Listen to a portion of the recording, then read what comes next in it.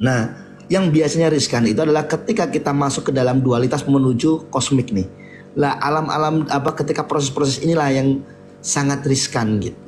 Yang mungkin di sini dibutuhkan seorang guru atau mursyid atau orang-orang yang sudah mencapai ke sini gitu. Karena dia nantinya akan mendampingi ketika dia berproses gitu.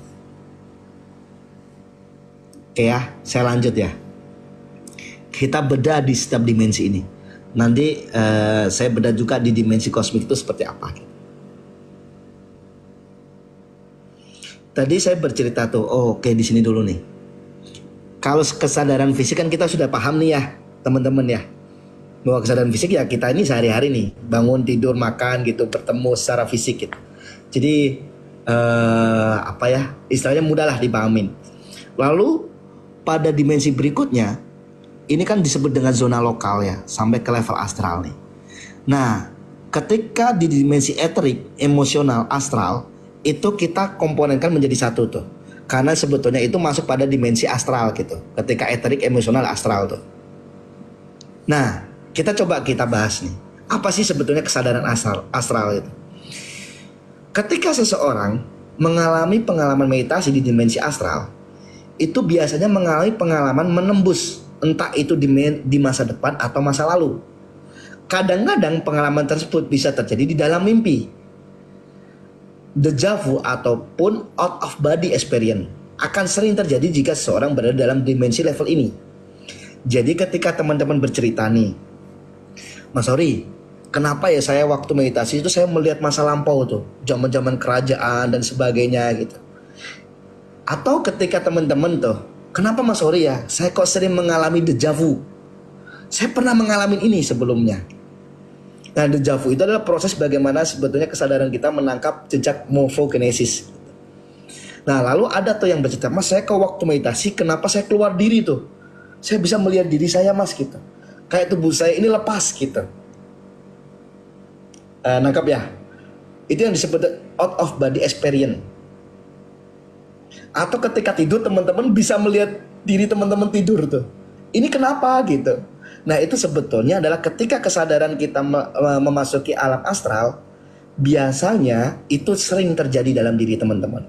Lah inilah yang saya bilang bahwa itu bukan suatu hal yang istimewa. Saya garis bawahi. Itu bukan suatu pencapaian yang luar biasa. Karena itu masih dasar. Karena sebelumnya kan saya gak enak ya kalau ngobrol ini ya. Jadi saya coba untuk membahas ini dalam kasana subjektivitas gitu. Subjektif saya. Jadi kalau kalau apa yang saya sampaikan salah di mata teman-teman gitu, saya pun siap menerima itu gitu. Jadi ini adalah sebuah istilahnya pertanggungjawaban dari apa yang saya alamin, apa yang saya pelajari. Mudah-mudahan ini bisa membantu teman-teman untuk terus bertumbuh, tidak terjebak pada itu gitu ya. Jadi ketika teman-teman mengalami ketika lepas diri, itu bukan suatu hal yang istimewa, karena itu masih dasar. Karena itu yang sering dialami oleh seseorang yang masuk dalam dimensi astral.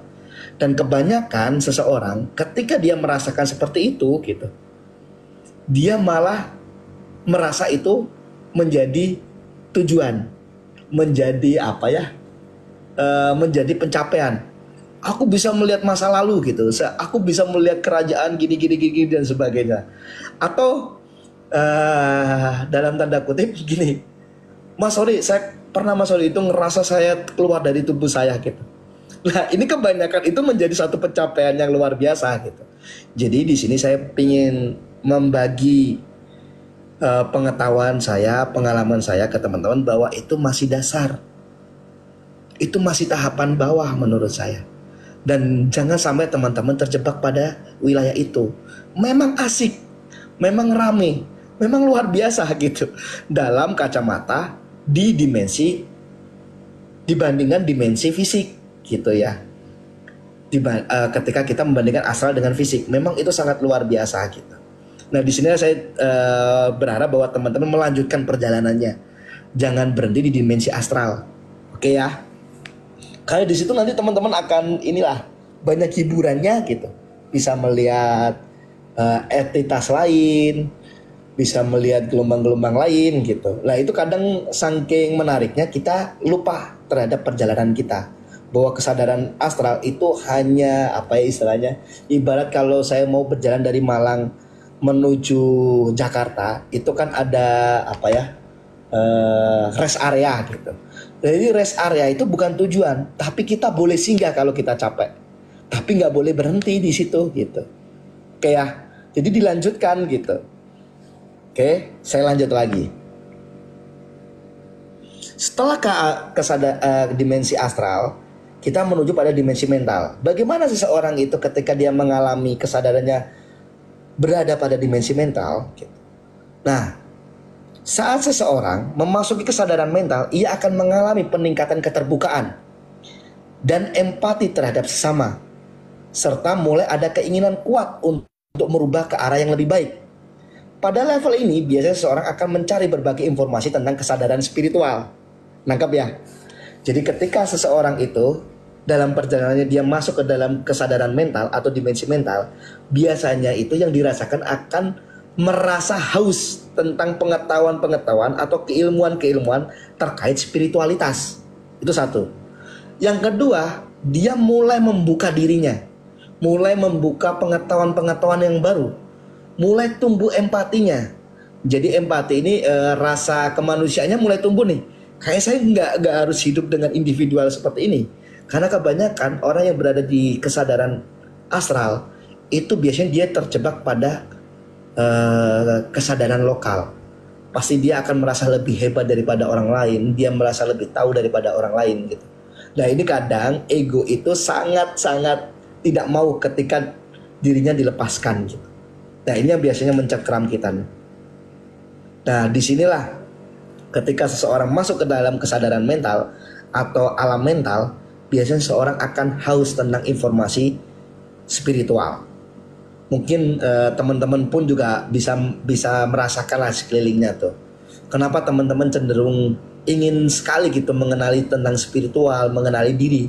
Mungkin pada posisinya sekarang teman-teman dipaksa ataupun karena alam sendiri yang memaksa gitu, bahwa teman-teman berada pada kesadaran mental gitu. Nah disitulah teman-teman sudah tidak lagi tertarik tentang kesaktian mungkin ya. Jadi teman-teman sudah tidak lagi berbicara, wah saya bisa mentalkan orang jarak jauh, wah saya bisa mengirim energi negatif ke orang lain, wah saya bisa menyihir orang lain. Bukan di situ lagi wilayahnya. Tapi teman-teman cenderung gimana sih cara mengontrol perasaan saya, bagaimana sih saya mengenali diri saya gitu. Jadi hal-hal yang bersifat astral itu sudah tidak lagi menarik gitu. Nangkap ya. Lalu kita menginjak tuh dari bagaimana alam mental menuju alam spiritual. Nah ini yang menarik teman-teman. Bagaimana yang biasanya terjadi ya. Ini bukan indikator pasti ya, tapi ini salah satu indikator yang mungkin teman-teman alami gitu. Ketika seseorang berada pada alam spiritual gitu ya, kesadarannya gitu, atau kesadaran menginjak ke alam spirit, pada saat seseorang memasuki dimensi kesadaran spiritual, biasanya seseorang tersebut akan mulai melihat dirinya unik. Garis bawah itu. Lebih merasa kesepian walaupun di keramaian. Ia mulai merasa terpanggil untuk lebih sering memurnikan diri. Dalam kata lain, ia akan sering mengintrospeksi dirinya. Nah inilah yang saya sering bilang bahwa ketika seseorang masuk ke dalam kesadaran spiritual, pasti dia akan bingung. Kenapa orang-orang lebih banyak waktu untuk menghujat orang lain? Kenapa orang-orang itu lebih banyak waktu untuk menilai orang lain?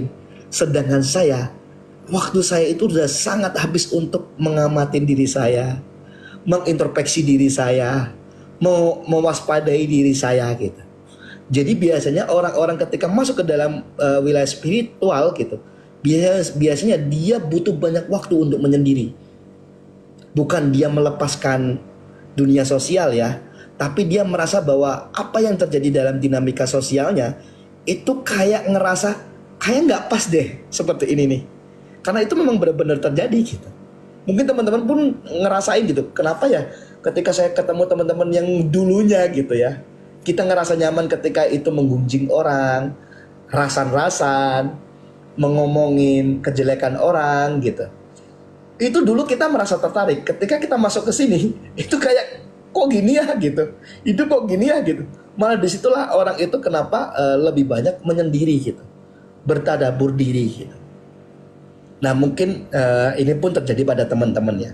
Namun jangan berhenti di situ teman-teman, lanjutkan gitu. Oke. Nah setelah menuju pada kesadaran spiritual, dia masuk ke kesadaran integrated spirit.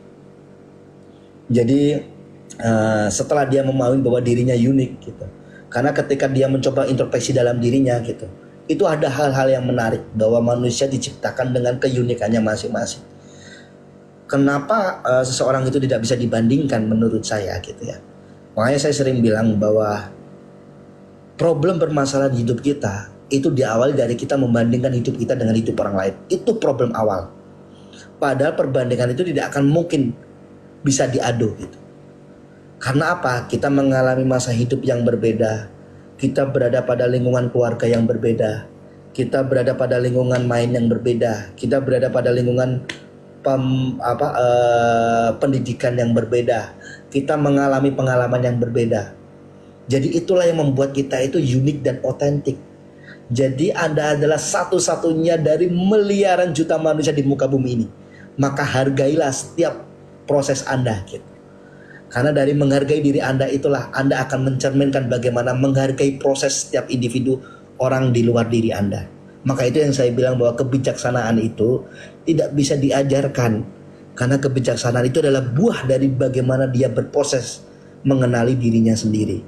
Ketika dia memahami bahwa proses pengenalan diri itu butuh satu effort yang besar, maka dia akan menghargai proses orang lain. Maka dia akan berhati-hati sekali untuk menggunjing orang lain, menilai orang lain. Bahkan dia sangat berhati-hati untuk menghujat orang lain. Karena dia menyadari proses itu gitu. Karena dia menghargai proses itu. Nah, ketika dalam kesadaran integrated spirit masuk pada wilayah ini, seseorang mulai melihat dirinya kehilangan gairah hidup melalui tata cara biasa. Latihan fisik, pernafasan sepertinya sudah tidak lagi berkontribusi pada tingkat kesehatannya.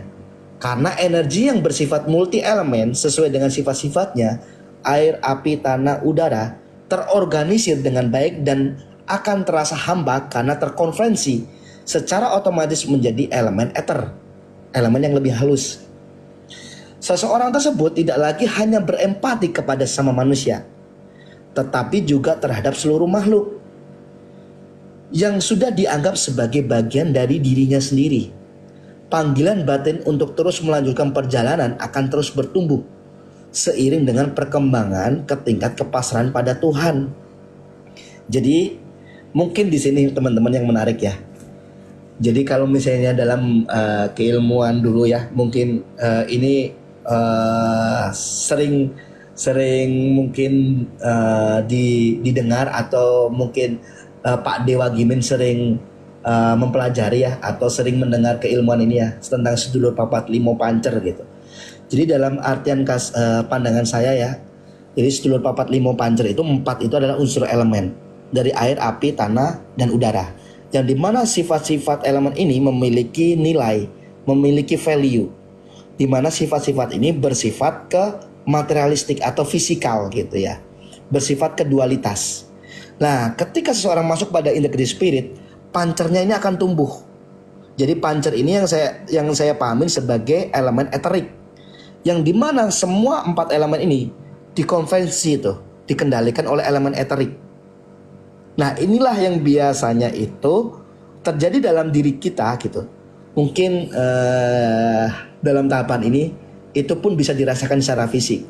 Biasanya gini nih, satu sisi tubuhnya itu kerasa dingin, satu sisi kerasa panas tuh. Dan kadang dia merasa demam yang dia tidak tahu tuh demamnya dari mana, atau merasa kegelisahan yang luar biasa. Karena posisi eksis dan tidak eksis dirinya itu mulai terbentuk tuh.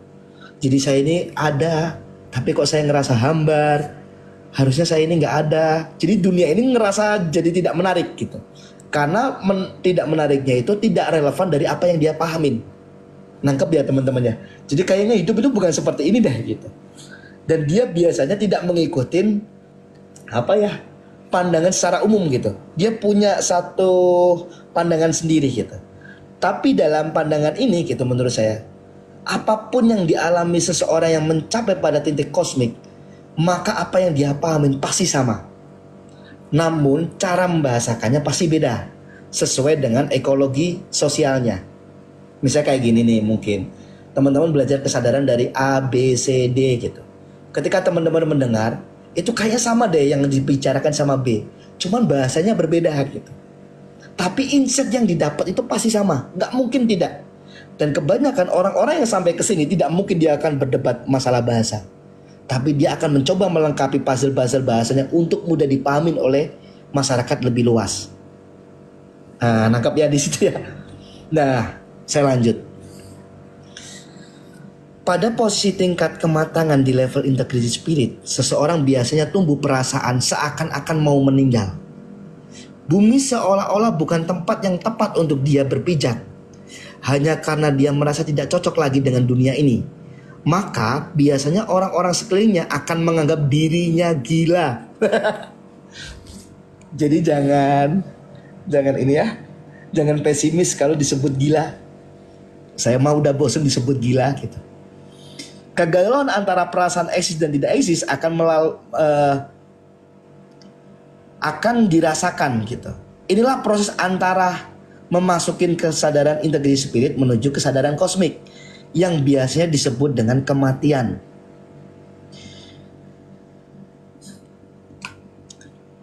Disinilah posisi kritis di mana Kundalini yang merupakan supreme power atau super ego mengambil peran fungsi dari psikolobus untuk meneruskan perjalanan kesadaran.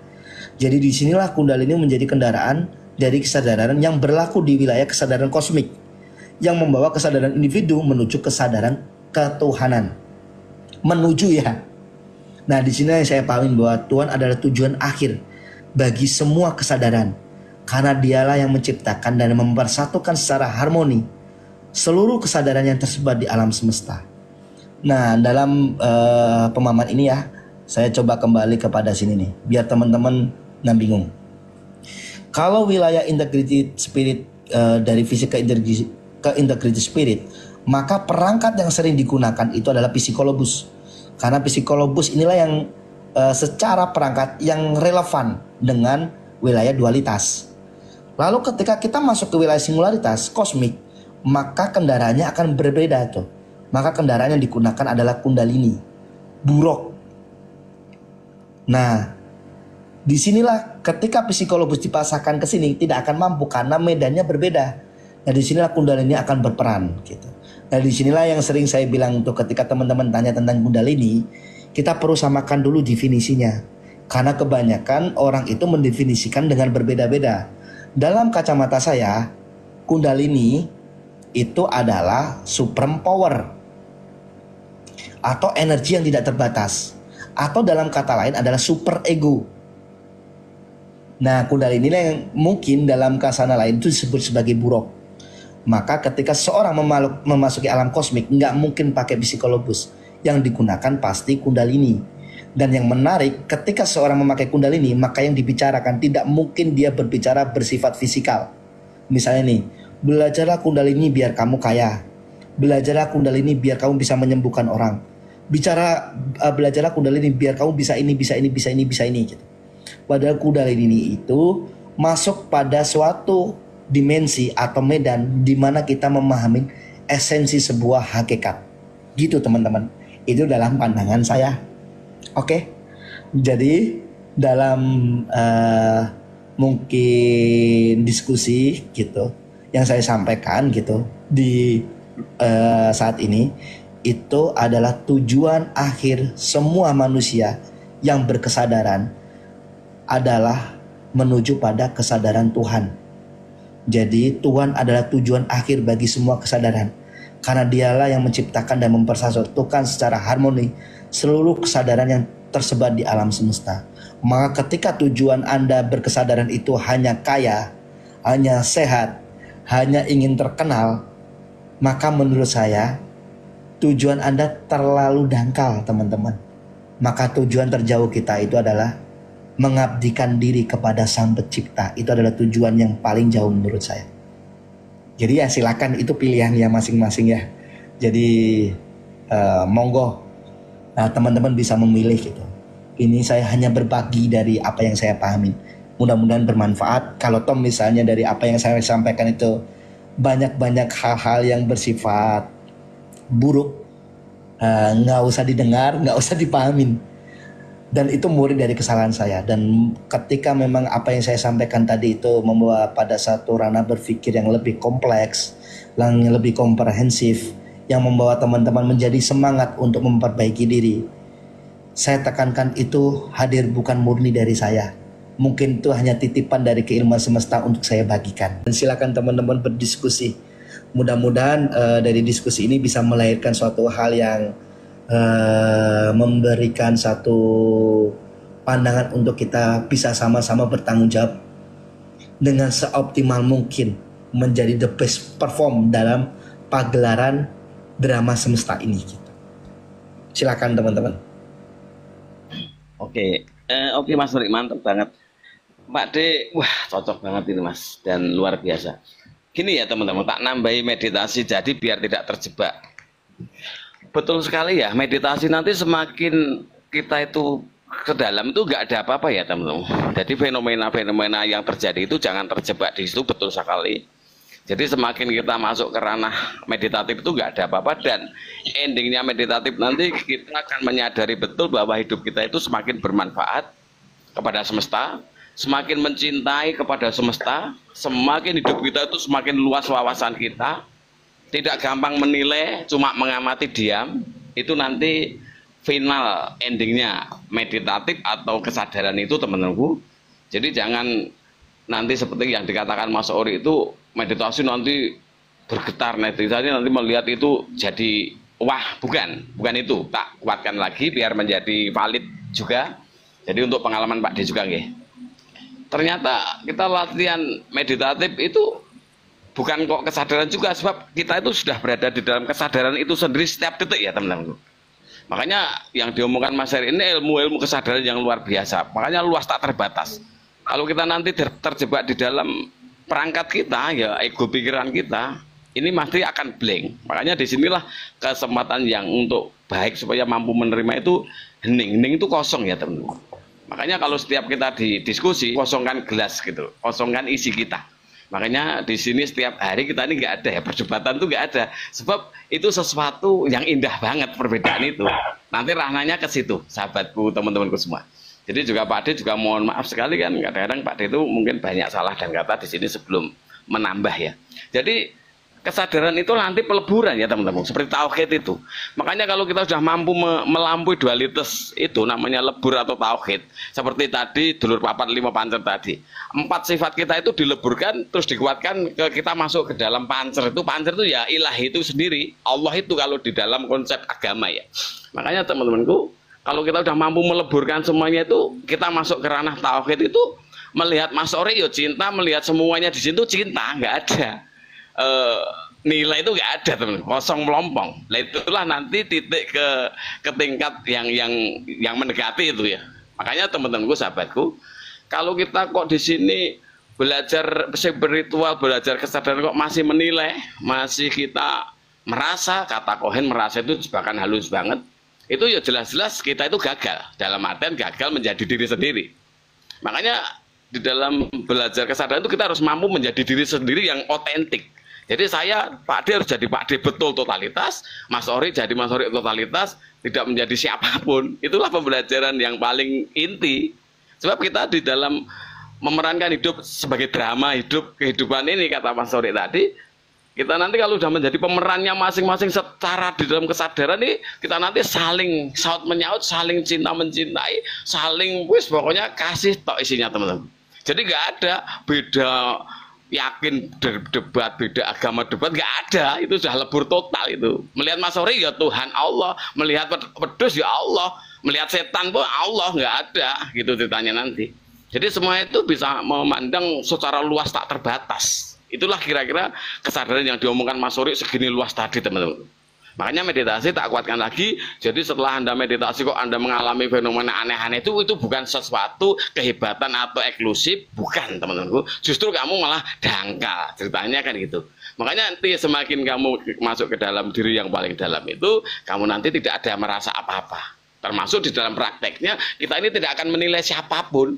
Kita melihat orang ya cuma cinta, mengamati tok. Makanya kesadaran itu adalah diam. Seperti langit yang biru, diam tok. Lah ada awan yang hitam lewat, awan yang putih lewat, itulah ego pikiranmu, diam saja, nggak usah masuk ke situ. Kalau masuk ke situ kamu akan terjebak. Itu ceritanya. Makanya itu setelah ego pikiran lewat seperti itu nanti masuk ke dalam rasa, lembut lagi kita. Nah, merasa sadar, justru nggak sadar gitu nanti kata-katanya pasti itu.